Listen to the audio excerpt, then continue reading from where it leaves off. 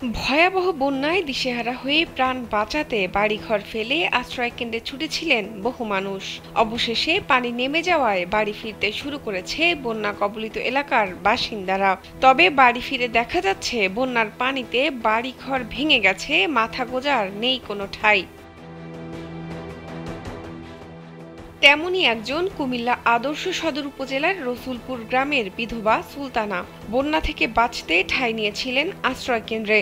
বন্যা শেষে বাড়ি ফিরে দেখেন বসত করার মতো কিছুই আর অবশিষ্ট নেই তার। তাই ৩ মেয়েকে নিয়ে আবাস গড়েছেন রসুলপুর রেল স্টেশনে। সুলতানার সাথে কথা হলে তিনি জানান, স্বামীর মৃত্যুর পর মানুষের কাছ থেকে সাহায্য সহযোগিতা নিয়ে আর নয় সৌন্দর্য নিয়ে চিন্তা, এবার নিজেকে সুন্দর করে তুলুন স্টাইল ম্যানিয়াক্সের সাথে। অনেক কষ্টে খেয়ে না খেয়ে মেয়েদের পড়ালেখা ও সংসার চালাতে হচ্ছে তার। আমরা কোনো ইনকামের একটা অভাব নাই।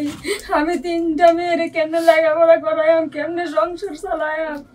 আমার স্বামী ঋণ করে গেছে, ঋণ লাগিয়ে গেছে, আর ওরা যায় কিনা করে। এখন আমি ঘর কইরাম কি দিয়া? আমার কোনো ব্যবস্থা নাই। আপনারা যদি দয়া দেন আমার এতিমের লাগিয়া, আপনারা যারা আমার দয়া করেন না, দয়া ধরেন না, কেউ নাই।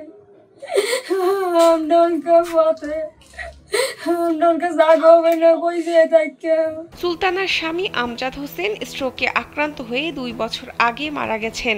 বড় মেয়ে রেজওয়ানা তাবাসসুম তুশমি 2022 সালে এসএসসি পাশ করেছেন। 2024 সালে উচ্চ মাধ্যমিক পরীক্ষায় অংশগ্রহণ করেন তুশমি। সুলতানার মেজো মেয়ে মারিয়া আফরিন তুহি 9ম শ্রেণীতে, ছোট মেয়ে মাজরিয়া আক্তার নিহা 7ম শ্রেণীতে পড়ছে। হার্ট অ্যাটাক করে মারা গেছে। এখন ভাই যেটিরও লেখাপড়া, ভাইয়ের বোর্ডে অনেক খুব কষ্ট। আপনারা যদি একটু সহযোগিতা করেন, অনেক আমরা লেগে উপকার হইব।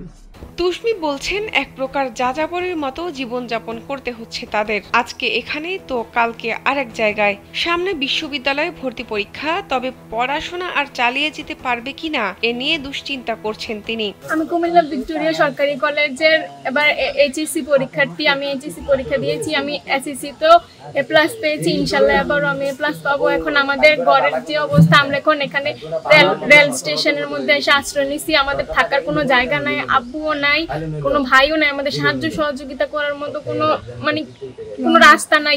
সুলতানার পাড়া প্রতিবেশী ও স্বজনদের চাওয়া সমাজের বিত্তবানরা যেন তাদের পাশে দাঁড়ায়। মেধাবী 3 মেয়ের পড়াশোনা চালিয়ে নিতে সরকারকে এগিয়ে আসারও আহ্বান জানান তারা। শাহনাজ পারভীন, কালবেলা।